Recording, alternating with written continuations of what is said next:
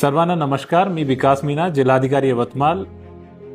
आपण महसूल विभाग अंतर्गत छत्रपती शिवाजी महाराज महाराजस अभियान राबवत आहे. त्यामध्ये आपले प्रत्येक मंडलमध्ये 7 मार्च पासून आपण प्रत्येक ठिकाणी आपण समाधान शिबिर आयोजित करणार आहे. यामध्ये आपण महसूल डिपार्टमेंट मार्फत सिंगल विंडो क्लिअरन्स अंतर्गत आपण विविध दाखले इश्यू करणार आहे. त्यासोबत 7/12ची दुरुस्तीच्या मोहीम पण आपण हाती घेणार आहे.